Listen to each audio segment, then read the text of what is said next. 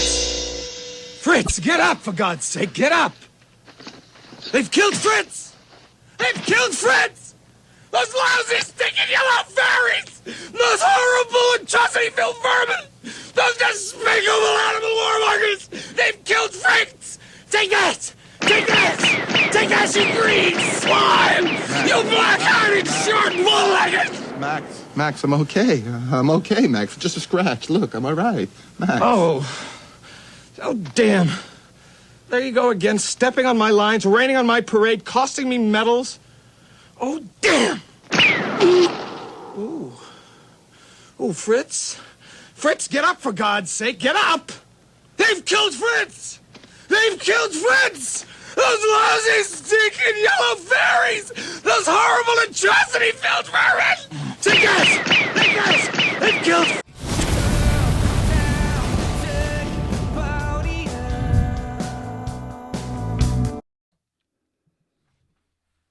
What's up, guys?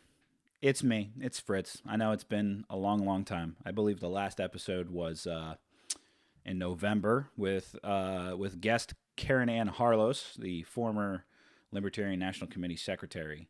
And since then, I abruptly disappeared from the interwebs. I disappeared. My social media accounts deleted. My podcast stopped, and it's because things came to light and life came in the way. And it's hard to figure out where to start when talking about this, because I don't want to offend people, and I don't want to step on people's toes, and I don't want to make people believe that I'm blaming them for certain things in my life. But I'm not really even sure how to unravel this. But in November, some things came to a head, and I really, after my wife found some things and confronted me, it came to a point where, for a very, very long time in my life, 20 years plus, in fact, I've been struggling with how to handle my emotions, communicating with people, being open and honest, and a lot of other stuff that, and like I said, years long, 2 decades plus of dealing with these issues. At the center of it has been me struggling with my own spirituality, and on top of all of that as well, one of the biggest things that has been a center plague in my life has been pornography. And it's really tough when you talk about this, because lots of people still kind of want to laugh or scoff and go, you can't be addicted to pornography. Like, you cannot be addicted to a thing, to a media source like that. And I'm here to tell you that that it's not easy to come out and say this, even in an environment like this, on my own program, returning for the first time in 3 months or so. It's not easy for me to come out and say, or even really talk about this. But I'm taking strides and steps to really change things in my life. And one of the changes that needed to be made to accomplish this was obviously realizing and confronting the fact that I had an addiction with pornography. And think about it, it's one of the most prevalent media things on the internet. It's available at every corner of every turn that you look. It's there. I got into it at a very, very, very young age. I was about 9 or 10 years old when I stumbled across it, and it kind of took a center point in my life and became, a haven, a safety net, a place of solace and solitude to combat any of the feelings that I felt I couldn't deal with. And when I say that, I mean that quite literally. That I could turn to it for anything, And I was very, very good at keeping it hidden. I was very, very good at keeping it a secret. And I was very, very good at justifying it to myself, even at a young age. Growing up in a religion that condemned it completely. So that also factors into the mix that I was indulging in something that I grew up in was teaching me was among some of the top worst things that I could be indulging in, which didn't work so hot for clashing emotions, if you will. But needless to say, it wasn't just pornography as well. I believe that tech addiction exists in there as well. And some people will sit and scoff and laugh at that too and say, you can't be addicted to tech. You can't be addicted to your cell phone. But again, I'm here to tell you that you absolutely can be addicted to these things. These things can become a ruler of your life if you have predispositions to, or if you're predisposed to things like addiction. If addiction has run in your family, if you've had alcoholism in your family, you should be wary from, using alcohol. Like, I'm not saying that you have to abstain from it completely, but you have to have that knowledge in your head that it's in your family, and a lot of those things are linked genetically. And if you have some kind of predisposition to it, you could fall prey to becoming weak to it or becoming addicted to it. For anybody that wants to sit and say you can't be addicted to your cell phone or social media, I beg you, please, listen to Simon Sinek on this issue. And in fact, I might even record, I might even interject a clip where he talks about it, because dopamine is something in your brain. It's a natural chemical that comes into your brain that's kind of like, a pleasure hit. And dopamine gets produced when, things are, good. Dopamine is when you pick up your phone and you see you have notifications on your Facebook and you're like, ooh, did somebody like my post? Did somebody talk to me? Did somebody send me a message? Same thing.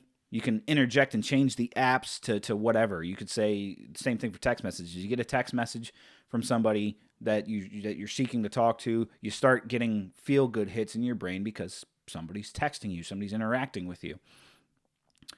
This plagued my life. Growing up in this tech boom that we had, for those of you out there who don't know, I'm 32, turning 33 in May.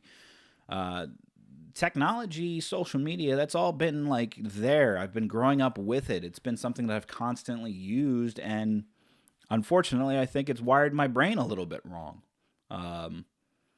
In growing up, I think I think I've had a false sense of admiration, or at least I've been using things like the internet, like social media, pornography as well, to make myself feel good, which on the surface, some people might not think that that's a bad thing, but if it becomes a point where it is an everyday necessity, I would argue that yes, that's not only an addictive thing, but it is a thing that you need to conscientiously be aware of and need to put a lot of hard work in.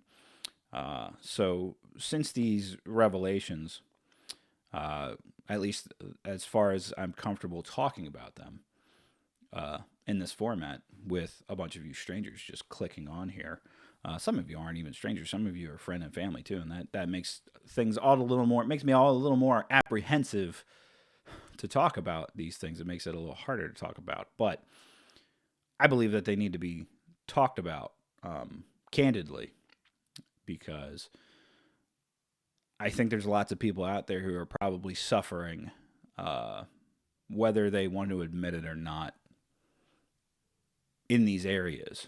And you can carry on in denial and not believing that this is something that is affecting you in your daily lives. But after I started tackling this problem, tackling this issue, I started going to therapy, having a counselor that I'm talking with on a bi-weekly basis about things that I've never talked about before with anybody, things that I haven't let out, and I've learned over the last couple months that, I've had a clear goal of making other people, putting an outward appearance that I myself am fine to other people so that they do not instinctively, or so that they don't worry about me.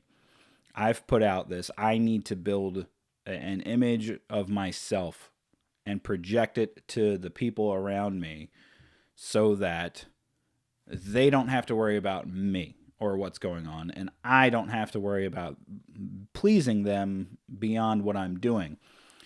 And it's been something that I've struggled with for years and years and years. And after starting therapy, my counselor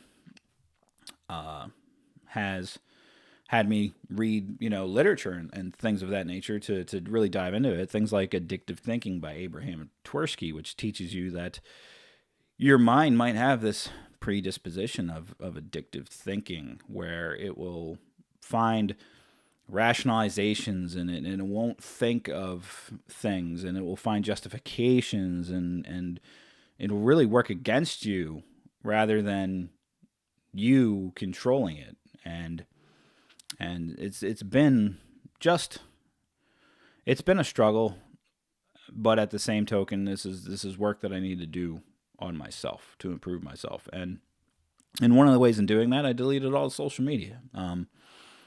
It's sad to say, but I had those moments where I'd be on my phone so often that my wife, over the course of our relationship, has many times talked to me about me being on the cell phone too much. And then what do you naturally do when somebody's accusing you of something that you're not even conscientiously aware that you're doing, or at least denying at the time? You get hostile and you argue about it, and it becomes a point of contention. But it really started shattering my heart when my daughter, who, my daughter is the center of my world. She's my life. When she's only 2, when she started saying the phrase, "Daddy, can you put your phone down?"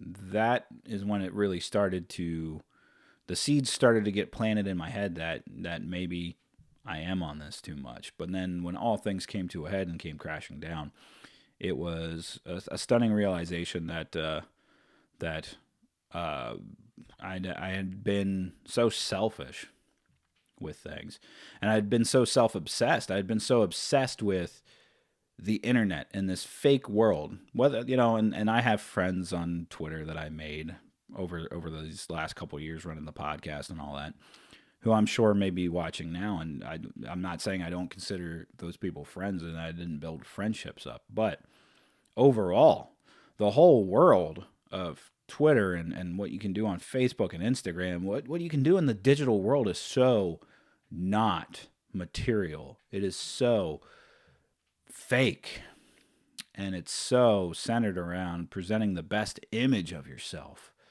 which is something that I've been doing even in my own life. Outside of it, I've been taking the same principles and concepts, trying to project the image that people want to see on me towards them, even though it might not be the real me, even though it might not be tackling the real thoughts or feelings that I'm having, even though it's not the genuine self. And it's a struggle.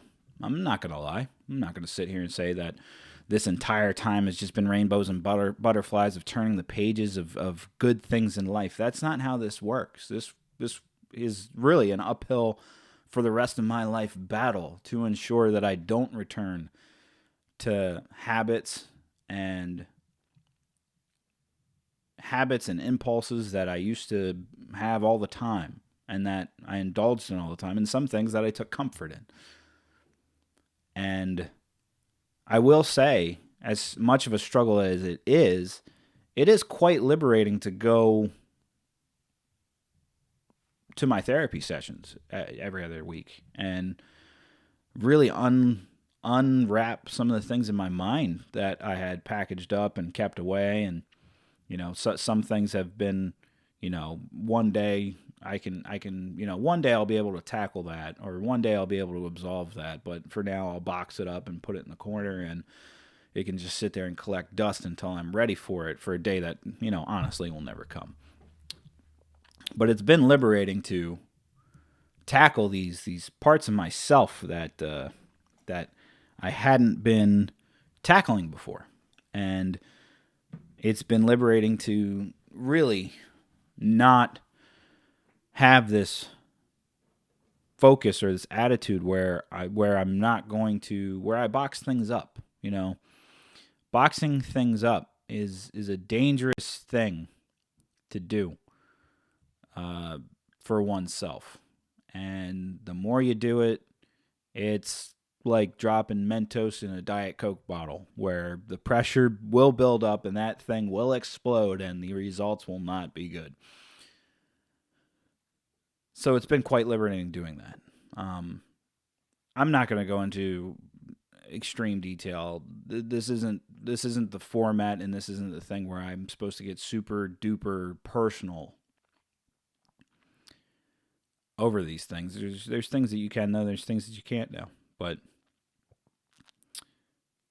it's just my way, I think, of telling you where I've been, what I've been doing over the last couple of months, and why everything got suspended, and why you don't see me on places like social media anymore. And I can tell you right now, you probably won't see me back on social media. The more I think about it, and the more I go on not immersed in that world, the more positive vibe I've gotten around these parts. Because I don't pick up my phone, and I'm not glued to my phone 24/7, and I'm not endlessly scrolling through Twitter or Facebook or looking for reactions or wondering where my likes are or anything like that, especially because how genuine is, how much of that was my genuine self, and moreover, how much of it mattered? Almost none. Almost none of it mattered. Did I have friendships that I've developed? Yes. Do I miss some of you guys? Yes. Do I miss being in a toxic environment, being argumentative with everybody else that we would interact with the end goal of being absolutely nothing, because a Twitter argument has never changed anybody's mind in the universe ever? No. I don't miss that. I don't miss that. I don't miss arguing libertarian points with people who are not libertarian, with people who are literally just looking for arguments and won't listen anyway. I don't miss it. I really don't miss it.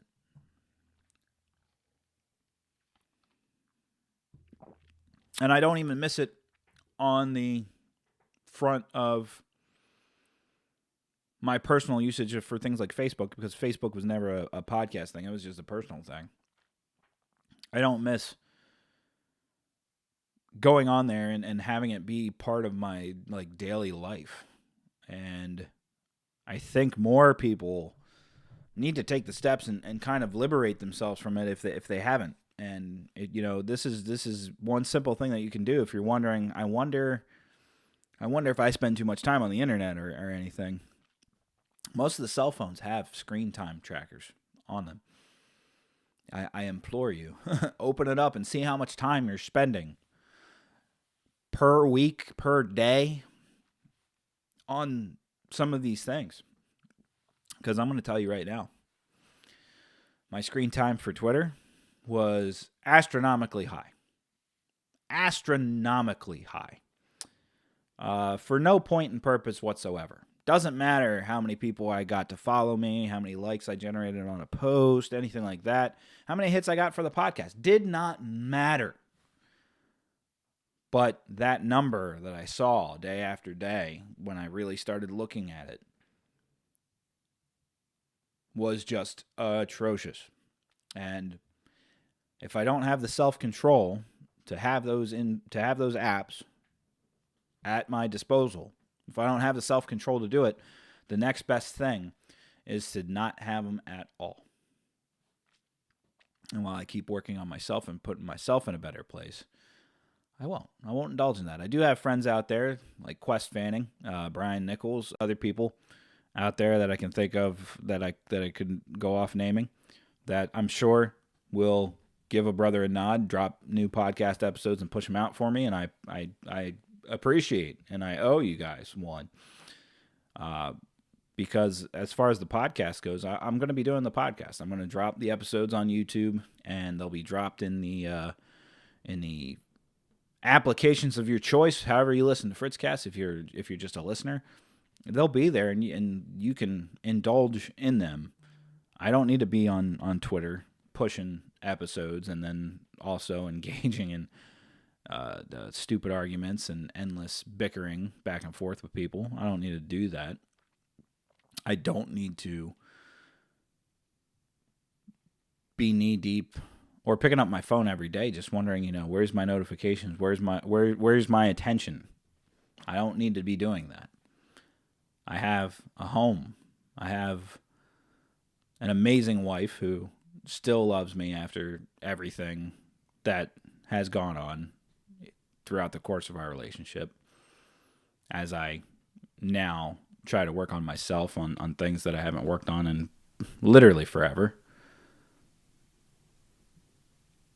I have an amazing 2-year-old daughter who is endlessly adventurous, endlessly curious, and is far more deserving of my time and attention than damn near anything else in this world.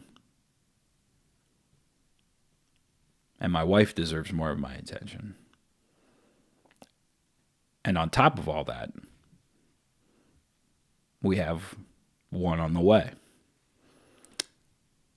And I've come to a point where I realize that if family isn't the most important thing in my life,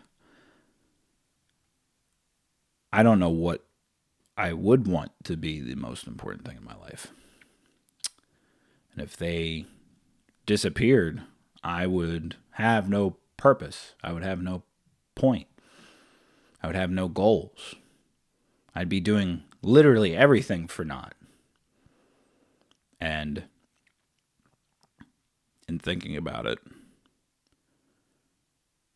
in a few short months, I've slowly built myself up into a better person because of it. And so I implore anybody who might be struggling out there with things, and I'll say, don't let your mind drive you into a place where you think that it's not a problem. Don't let your mind play tricks on you. It's part of the addictive thinking model where your mind will tell you that there's no issue. Just keep doing what you're doing. Don't bury yourself. Don't keep your emotions bottled up. Don't think that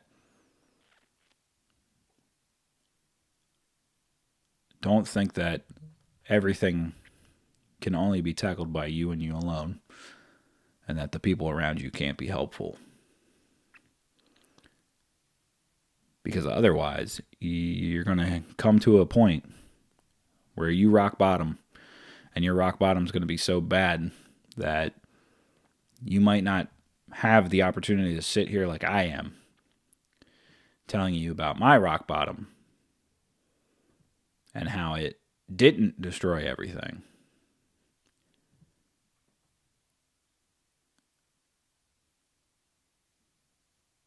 You got to realize things are going to be hard. You got to realize that there's a lot of work that you're going to have to do. You got to realize that the people around you are going to have their own reactions and thoughts and feelings to it. But you got to put your best foot forward. Or otherwise, you're just going to keep digging the hole. So, as I come to a conclusion of an episode, normally I would spout off a million social media links that you could visit to catch me on here and there and everywhere else.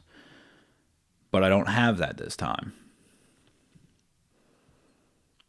And I actually feel pretty good that I don't have that this time. Because it's Fritzcast. You can share it out with friends if you want. You know where to find me. And I will be putting up soon. I am getting ready to merge everything over to a new provider, and that will give me a website to run things off of. So that'll make things a bit easier. I'll be able to put a website out there. But of course, as always, people can reach me, fritzcastpodcast@gmail.com, to get in touch with me directly. But that's the word that I want to put out for you guys. Just think about it and analyze yourselves and where you are in your lives, and think about those implications and those things.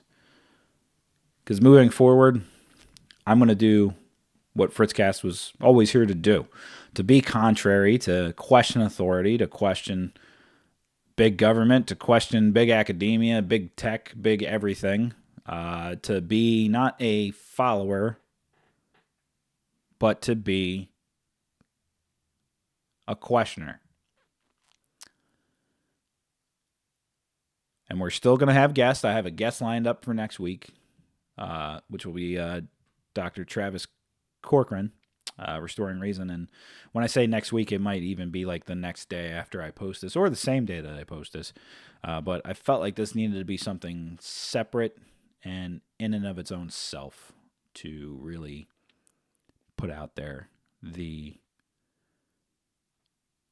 reasons why I've gone absent, gone rogue from the norm, and putting my best foot forward to be a better me, and as Fritzcast comes back into the mix of being a better me, having a better Fritzcast. Which I don't think it's beholden to anybody or any one thing, including the Libertarian Party. I'm not going to go into that right now. I'm not going to go into those things. I'll save it for the next episode. Outside of that, but that does it for me, guys. So remember, I love you, even if I'm not around on your favorite whatever. I'm doing a lot on the home front, trying to do the best for me and my family, and that's important. So, love you guys. See you next week.